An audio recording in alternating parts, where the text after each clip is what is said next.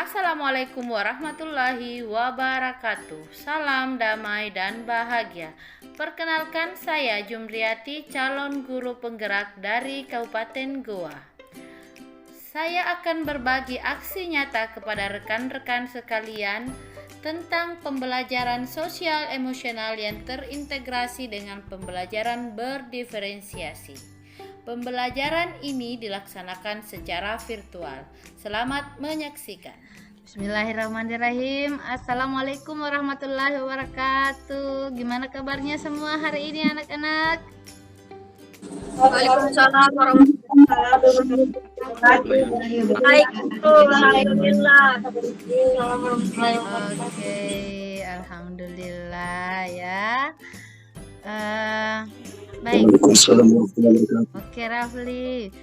Baik, coba Ananda Raihan coba pimpin dulu doa untuk pembelajaran kita hari ini. Sebelum memulai pembelajaran hari ini, ada baiknya kita memulai dengan doa sesuai dengan kepercayaan masing-masing. Doa dimulai. Selesai. Terima kasih nak Raihan. Tadi kita sudah berdoa, mudah-mudahan pembelajaran kita hari ini mendapat keberkahan darinya. Baiklah, saya akan mengecek kesiapannya dulu semua. Bagaimana, sudah siap belajar hari ini?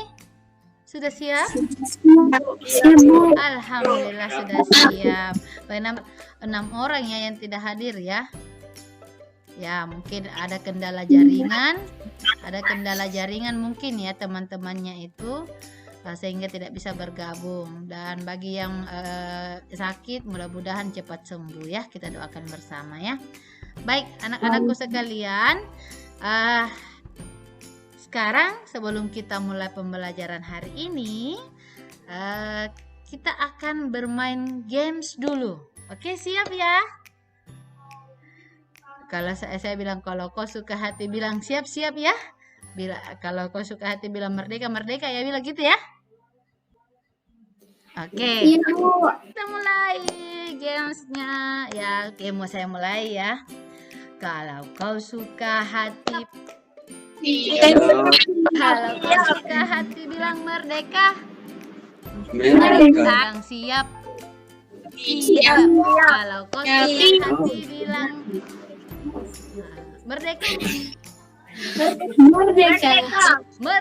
Ya, merdeka, semangat ya Mas ya. Saya merdeka. Oke. Salah nih. Kalau kau suka hati, mari kita lakukan. Kalau kau suka hati bilang siap. Kalau kau suka hati bilang hore. Semua sudah semangat ya. Begitu saja ya. Baik, karena saya lihat semua sudah semangat, sudah fokus pada pembelajaran kali ini, maka kita akan lanjutkan. Kita akan belajar tentang penyelesaian masalah program linier dalam kehidupan sehari-hari. Oke. Jadi adapun kompetensi dasarnya yaitu menyelesaikan masalah kontekstual yang berkaitan dengan program linier 2 variabel.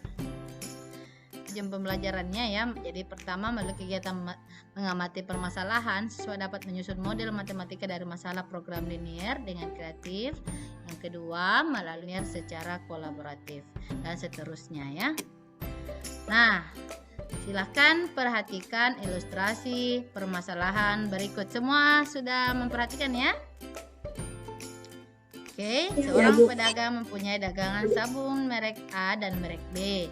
Sabun A dibeli dengan harga 6.000 per bungkus dan dijual dengan laba 400, sedangkan sabun B harganya 3.000 per bungkus dan dijual dengan laba 300 per bungkus. Nah, pedagang itu hanya mempunyai modal 240.000 dan kiosnya hanya dapat menampung paling banyak 500 bungkus. Nah, permasalahannya anak-anakku sekalian, pertanyaannya di sini, berapakah banyak sabun A dan B yang harus dibeli agar mendapat untung yang sebanyak-banyaknya? Oke. Oke, sudah dilihat ya. Nah, inilah pembahasannya. Jadi, model matematikanya, titik pojoknya ada 0,0, 400,0, 300,200, 0,500. Dari gambar daerah HP tadi ya.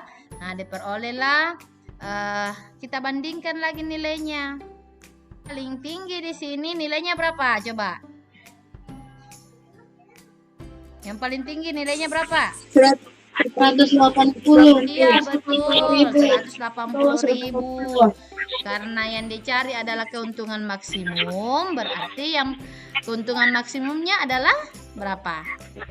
Keuntungan yang terbanyak. Ya, yang mana itu? 180. Iya betul. Nah, 180.000 itu pada saat sabun A berapa dan sabun B berapa? Sabun A 300 dan sabun B 200. Oke, ya coba Ratu Balkis. Sabun A berapa Ratu? Sabun A sebanyak 300 dan sabun B sebanyak 200. Oke, bagus ya. Nuranisa juga tadi sudah menjawab ya. Yang benar. Oke, lanjut. Kita membagi beberapa kelompok dan namanya saya sudah tertera. Oke, kelompok A, kelompok B, dan kelompok C. Oke, silakan bergabung dengan kelompoknya masing-masing. Pembagian kelompoknya sudah saya sampaikan sebelumnya. Dan link untuk pembagian kelompoknya ada di kolom chat. Silakan bergabung. Kelompok A. Iya, Bu. Ya. Untuk kelompok A diminta mengerjakan soal-soal pada tantangan pada LKPM yang sudah dibagikan sebelumnya. Pastikan program linear dalam kehidupan sehari-hari atau berkaitan dengan pemecahan masalah kehidupan sehari-hari tentang program linear. Kalian saya minta untuk bekerja secara mandiri terlebih dahulu, kemudian nanti bisa berdiskusi dengan temannya. Assalamualaikum untuk kelompok B. Bagaimana? Sudah siap untuk bekerja secara berkelompok? Untuk kelompok B, silakan dengarkan arahannya ya. Jadi untuk kelompok B dapat menggunakan benda-benda konkret atau menggunakan bantuan alat peraga atau bisa pakai GeoGebra. Silakan di-download di aplikasinya ya GeoGebra. Nah, nanti penggunanya bisa dilihat di YouTube atau internet ya. Nanti saya arahkan juga. Selanjutnya, kalau ada kesulitan, silakan bertanya kepada teman yang sudah lebih paham, lebih awal dari materi pembelajarannya ya. Jika kalian menemui kendala, silakan bertanya kepada saya sebagai guru mata pelajaran kalian. Insya Allah saya akan mengarahkan kalian. Nah, nanti saya akan memantau bagaimana aktivitas diskusinya dalam kelompoknya ya. Oke, nah sekarang bagaimana kelompok C? Halo kelompok C, bagaimana kelompok C? Sudah siap? Insya Allah siap, Bu. Oke. Untuk kelompok C, silakan didengarkan arahan dari saya. Kalian akan mendapatkan pembelajaran langsung dari saya ya. Saya akan menjelaskan langsung kepada kalian tentang konsep nilai optimum. Saya akan bergabung dengan kelompok kalian untuk menjelaskan secara eksplisit bagaimana itu nilai optimum dan bagaimana menyelesaikan permasalahan program linear. Nanti saya akan bantu kalian secara perlahan-lahan sampai kalian bisa untuk menyelesaikan soal-soal yang ada di LKPM. Untuk soal LKPM sudah saya bagikan ya sebelumnya ya. Oke, nah setelah itu, setelah saya bantu nanti atau saya jelaskan, saya akan meminta kalian untuk berdiskusi dengan temannya. Jika ada kendala silakan jangan sungkan-sungkan untuk bertanya kepada ibu ya. Ya, Bu. Nah, sekarang kita beri kesempatan kepada salah satu kelompok untuk mempresentasikan jawaban. Di kelas ini punya kesempatan yang sama untuk beri jawaban dan berpendapat. Semua punya kesempatan yang sama, punya hak yang sama untuk berpendapat. Dan perlu kalian ketahui, kita juga harus mendengarkan pendapat dari orang lain dan menghargai pendapat orang lain. Untuk itu, pada saat sebentar kelompok yang diwakili oleh Ratu Balkis ini mempresentasikan jawabannya, maka yang lain silahkan unmute dulu ya, menonaktifkan dulu suaranya supaya presentasi dari Ratu Balkis itu tidak terganggu. Kemudian ketika kalian ingin menginterupsi, silahkan pada saat Ratu Balkis selesai berbicara. Oke? Kalian sudah paham? Nah, coba hargailah pendapat temannya. Oke, mari kita saling menghargai pendapat satu sama lain. Oke, silakan Ratu Balkis mewakili kelompok. Baik, pada permasalahan 1 yaitu sebuah pengembang perumahan merencanakan membangun rumah tipe A dan tipe B. Tiap unit rumah A tipe B memerlukan 200 meter kubik lahan. Tersedia lahan 30.000 meter kubik. Perusahaan hanya mampu membangun paling banyak 180 unit rumah untuk kedua tipe itu. Keuntungan yang diharapkan dari tiap unit rumah tipe A sebanyak 12 juta dan tiap unit rumah tipe B sebanyak 14 juta. Berapakah banyak masing-masing tipe rumah yang harus dibangun agar diperoleh keuntungan sebesar-besarnya? Hitunglah besar keuntungannya. Nah, penyelesaiannya yaitu pertama, diketahui nilai X-nya itu banyaknya unit rumah A dan nilai Y yaitu dari pemaparan yang disampaikan tadi oleh Ratu Balkis, ada yang mau mengajukan pertanyaan? Saya sebelum itu perkenalkan saya Umi Kalsum dari kelompok A. Di sini saya ingin mengajukan pertanyaan kepada kelompok C. Apakah bisa dipaparkan ulang mengenai daerah himpunannya? ini menggunakan metode kosong di mana himpunan penyelesaiannya tidak diarsir, melainkan Berikan tugas, dan tugasnya itu bisa kalian kumpul dalam berbagai cara yang kalian sukai ya, dalam berbagai media yang kalian sukai, bisa melalui video, bisa melalui infografis, bisa melalui bentuk performance atau yang lain-lainnya, dalam bentuk tabloid mungkin dan sebagainya, terserah ya, atau dalam bentuk PPT saja atau terserah ya. Kalian punya kebebasan untuk memilih media yang program linier. Yang pertama yang harus kita tentukan dulu adalah model matematikanya dulu. Setelah jadi model matematikanya, apa fungsi kendalanya, apa fungsi objektifnya. Setelah jadi model matematikanya, kita gambar daerah himpunan penyelesaiannya. Setelah jadi daerah himpunan penyelesaiannya, pilihlah metode bagaimana menentukan nilai optimumnya atau tergantung apa yang ditanyakan dalam permasalahan tersebut. Atau Baik, kesimpulan pada pertemuan kita kali ini bahwa bagaimana langkah-langkah untuk memecahkan permasalahan atau memecahkan sebuah soal yang menyangkut tentang ini. Selanjutnya, ya, kalian menyiapkan sebuah buku tulis. Anggaplah itu adalah buku jurnal. Kalian akan jadikan buku tersebut sebagai jurnal kalian. Silahkan gambarkan atau tulis tentang apa yang ada di dalam pikiran dan apa yang kalian rasakan setelah mengikuti pembelajaran hari ini. Apa yang menarik hari ini yang kalian pelajari? Apa hal baru yang kalian lihat dalam pembelajaran kali ini? Apa yang berubah dalam perasaan dan pikiran kalian? Apa yang ingin kalian pelajari lebih lanjut?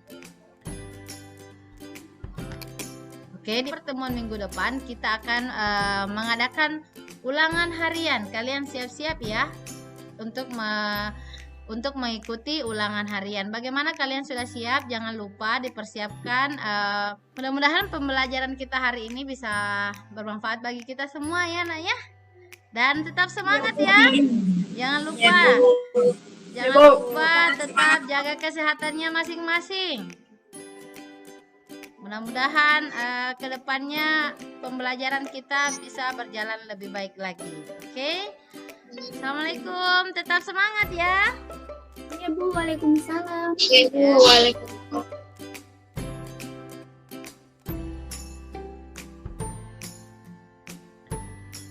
Assalamualaikum warahmatullahi wabarakatuh. Baiklah, saya akan merefleksi pembelajaran yang telah saya lakukan, yaitu pembelajaran sosial emosional yang diintegrasikan dengan pembelajaran berdiferensiasi. Perasaan saya pada saat merencanakan dan melaksanakan aksi nyata ini, yaitu pada saat saya merencanakan aksi nyata ini, saya sangat bersemangat sekali dan penuh percaya diri untuk dapat melaksanakan aksi nyata tersebut. Pada saat saya melaksanakan aksi nyata ini, saya bertambah semangat dan senang sekali karena melihat anak-anak begitu antusias dan semangat mengikuti pembelajaran. Beberapa pembelajaran yang saya dapatkan dari aksi nyata ini, yang pertama adalah seorang guru haruslah memperhatikan seluruh aspek kebutuhan belajar murid-muridnya. Melalui pembelajaran berdiferensiasi, seorang guru dapat mengakomodasi semua kebutuhan belajar murid-muridnya. Untuk itu, sebelum memulai melaksanakan pembelajaran, sebaiknya seorang guru melakukan pemetaan kebutuhan belajar murid-muridnya terlebih dahulu.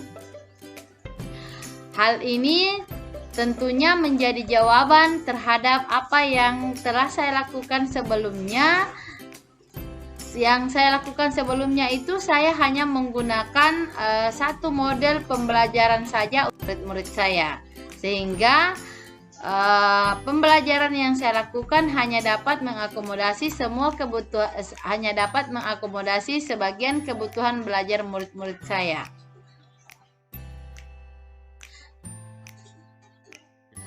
Kemudian pembelajaran yang kedua yang saya dapatkan yaitu seorang guru haruslah memperhatikan aspek sosial dan emosional siswa-siswanya, karena dengan memperhatikan aspek sosial dan emosional pada siswa, seorang guru dapat menciptakan iklim belajar yang baik pada murid-muridnya. Nah, hal ini menjadi bahan refleksi bagi saya untuk memperbaiki pembelajaran-pembelajaran yang saya telah lakukan di kelas. Saya juga akan memperbaiki pembelajaran saya tidak akan menggunakan satu model saja, tetapi saya akan memperhatikan aspek-aspek kebutuhan belajar murid-murid saya terlebih dahulu dan memberikan pembelajaran sesuai kebutuhan belajar murid-murid. Rencana perbaikan yang akan saya lakukan ke depannya, yang pertama saya akan membuat desain pembelajaran atau rencana pembelajaran dengan sebaik mungkin dengan memperhatikan seluruh aspek-aspek sosial emosional serta kebutuhan belajar murid.